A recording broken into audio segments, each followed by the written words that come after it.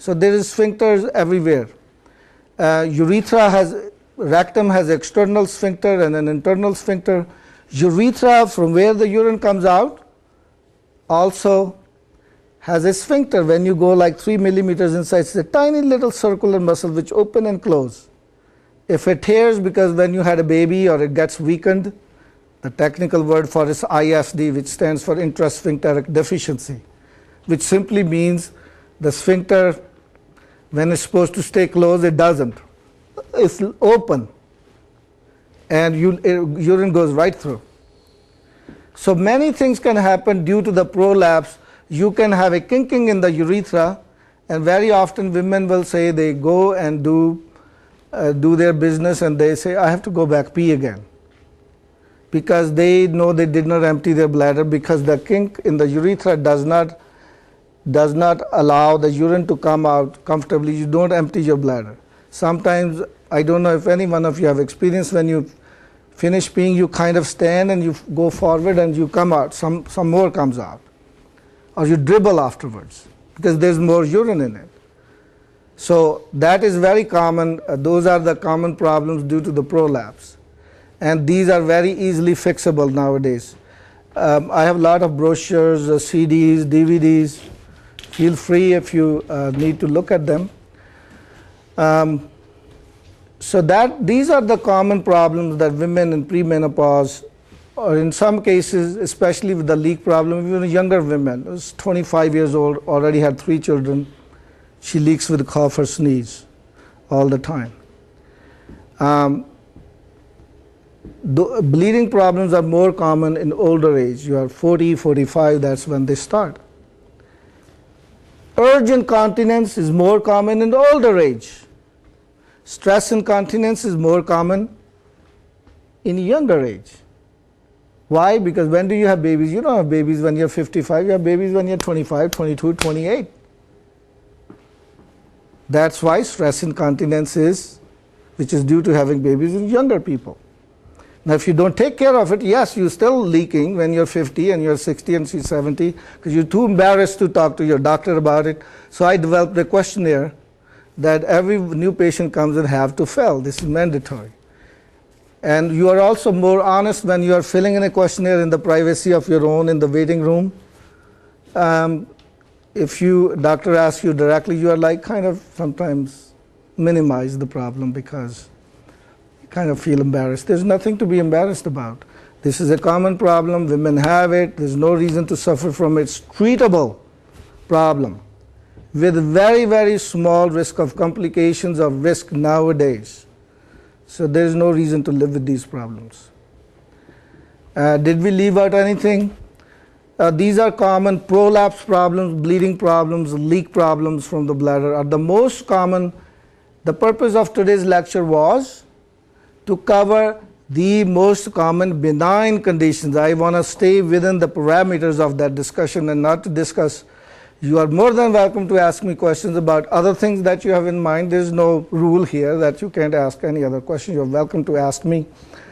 I'm going to conclude here. I do want to say something. Our next seminar is on an extremely important topic. A lot of the topics that I cover here are going to be for men and women, for everybody. General health, about health problems that applies to everyone. There's going to be some topics here and there just about women, because I happen to be from my specialty, academic training in OBGYN and a female urologist. So it's natural for me to once in a while address topics that pertain to menopause, women, female-related issues. But the next topic is really for every man, woman, and child. That's a topic for whether you're white, black, blue, or green. That is such an important topic. It's impacting our environment, the world we live in. It's going to impact our children, their lives. I think every citizen needs to learn about that and understand, and not only learn and understand, but then become an active participant in reducing the risk for our children. Trust me, nothing is going to happen to you. Our generation is going to smoothly go by. It's going to hit us when our children grow up. It's not only economy is going to be bad for them because we are leaving a bad legacy for them in terms of the economics in our country, but that's one issue. But there are bigger issues in terms of global warming that I'm going to be talk about. Bring your families, encourage your friends. It will be very, very motivational and very, very educational for you. I'll stop here, and please ask me any questions if you have. Hi, Dr. Singh. Thank you very much for your very informative lecture. I really appreciated it. I have a friend who had the cryoablation surgery in your office, and you said that afterwards that there was a clear discharge. But when my friend went home, for about 4 or 5 weeks afterwards, she had heavy bleeding. Okay. Is that common? Because she didn't know that she was going to have the heavy bleeding. No, it's not common. It will happen to those 20% of the patients that I talked about. Now, did she follow up with me afterwards? Did she follow? I'm not really sure. Without a patient following up and me talking to her and reviewing the chart, I wouldn't know offhand why she had that. But there will be one of the reasons that will explain is she will probably has one of those conditions that 20% of the patients have. A subtle, small submucosal fibroid that could not be detected on the ultrasound that is bleeding. If your endometrial lining is clean and there is nothing over there, usual blood vessels, even small polyp, if it's a huge polyp, it's not going to respond to cryoablation. If it's smaller polyps, up to 3 millimeters, and you have a lot of blood vessels, even if you have small fibroids inside your uterus, you should still respond. Now, if you have a fibroid this large, the bigger the uterus, less the response. Now, I would say the ideal candidate who is going to have a slam dunk benefit from it and the periods either shrink dramatically or even go away sometimes, that will be a patient who has a 7 to 8 centimeter uterus, has no fibroids, just heavy bleeding due to hormonal imbalance. Those patients are going to have beautiful outcome. Now, after that, it's a spectrum. Your uterus is 9 centimeters, but there's no fibroids, everything else is good. You will still respond, but maybe slightly less than the other person that I described. Now, if your uterus is 10 centimeters and there's a lot of fibroids in it, you might benefit a little bit, not nearly as much. If it is 12 centimeters, a lot of fibroids, especially a submucosal fibroid, then maybe that person should not be a candidate for this procedure in the first place. I normally do not do this procedure on someone who has a very large uterus or large fibroids, or if I know that the patient has a submucosal fibroid, then size does not matter. Even if you have a small uterus, only 7 centimeters, but there is a submucosal fibroid, it's probably not a good idea to do that, especially if you know ahead of time. Because sometimes, some lesions hide and even 3D ultrasound won't pick up. So those things happen sometimes. So would that patient have another cryoablation, or would that patient probably have to if have she another? had no response, I will not recommend another cryoablation. Right. She go for hysterectomy. If her periods shrunk somewhat, then yes. Now, you said she had very heavy bleeding episode. Sometimes what happens is one period after the cryoablation, this is my experience, doesn't tell you the whole story. You wait for the following 2 or 3 periods, then all of a sudden they are smaller. Right. I can't explain why that happens. Some patients take longer to respond. But if a patient continues to bleed heavily and there is no change, no shrinkage of periods, the answer is no. You don't do cryoablation again because the chances are she won't respond the second time either. The only time it's a good idea to avoid hysterectomy and do another cryoablation is if you have subjective or even objective benefit from the surgery, from the procedure. For example, before we did the cryoablation, if you told me my periods last 7 to 8 days every month, and now after the cryoablation, 3 months after cryoablation, you tell me that your periods are always 5 to 6 days now. They used to be 7 to 8. They used to be 8 days, now they are 6 days or 5 days. then it tells me that there is some benefit. We had hoped that your periods will be 4 days instead of 8 days. It's still kind of heavier, but we see a distinctly, very clearly see a benefit. Then it will be worthwhile doing another trial. I see. Okay, thank you. Thank you very much. So each case is different, each situation is different. I see. Okay, good enough. Thank you. You're welcome.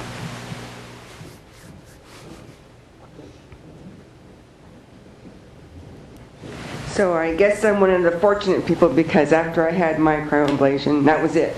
No more bleeding ever again. Congratulations. So thank you for Congratulations. that. So do you actually do the robotic surgery for hysterectomies? We just, Dr. Wang, who works for me, he's the only one doing that now. I have gone a couple of times.